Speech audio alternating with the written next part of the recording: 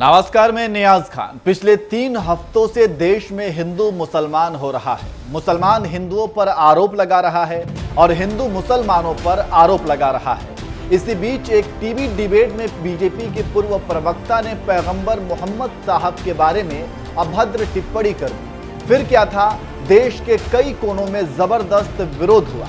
उसके बाद खबर आग की तरह फैली और कई और खाड़ी देश भारत पर नाराज हो गए और ताबड़तोड़ राजदूत को बुलाकर विरोध जताया।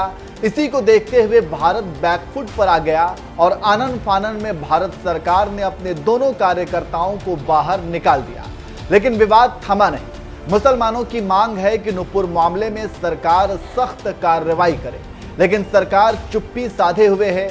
इसी से भारत के मुसलमानों में गुस्सा ज्यादा फैल गया और पिछले जुमे को देश के कई कोनों में जबरदस्त विरोध हुआ। गोली चली, पत्थर चले, प्रशासन ने घर गिराए और फिर राजनीति शुरू हो गई। इसी राजनीति से दुखी होकर बॉलीवुड सिंगर और म्यूजिक कंपोजर विशाल ददलानी ने भारतीय मुसलमानों के प्रति प्यार और एकता का संदेश दिया है। उन्होंने सभी हिंदुओं की ओर से एक संदेश शेयर करते हुए कहा कि मुसलमानों की पहचान भारत या किसी अन्य धर्म के लिए बिल्कुल भी खतरा नहीं है।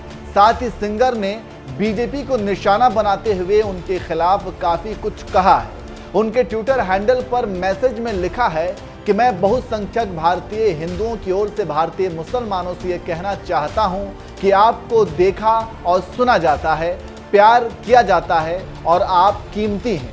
आपका दर्द हमारा दर्द है। आपकी देशभक्ति पर कोई सवाल नहीं है। आपकी पहचान भारत या किसी और के धर्म के लिए खतरा नहीं है। हम एक राष्ट्र, एक परिवार हैं। यह बीजेपी की पूर्व प्रवक्ता नुपुर शर्मा के कथित ईश निंदा बयान को लेकर भारत में चल रहे कई इस्लामी विरोध के बीच है। भारत में इस्लामवादियों के हाल ही में किए जा रहे बड़े पैमाने पर हंगामे पर आंखें बंद करते हुए ददलानी ने कहा कि वह भारतीय मुसलमानों को सुनना, प्यार करना और संजोना चाहते हैं।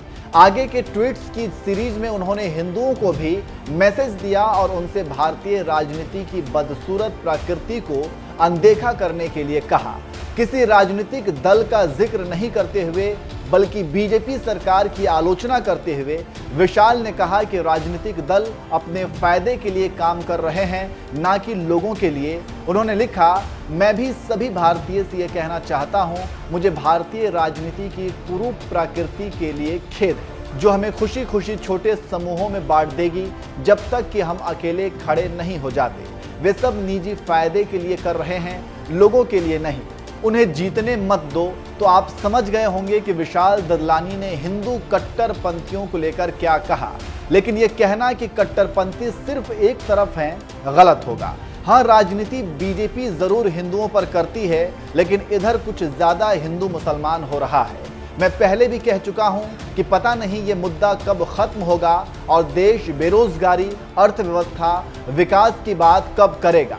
लेकिन इस आग में हर कोई अपनी राजनीति कर रहा है, चाहे कांग्रेस हो, बीजेपी हो या कोई और पार्टी। इसके साथ ही साथ भारत से लेकर विदेश तक अपने आप को बुद्धिजीवी कहने वाले भी इस मुद्दे को जिंदा कर कुरेद रहे हैं। उसी का नतीजा है कि यह मुद्दा खत्म होने के बजाय आगे बढ़ रहा है। अब देखना यह होगा कि हिंदू मुसलमान कब खत्म होता है।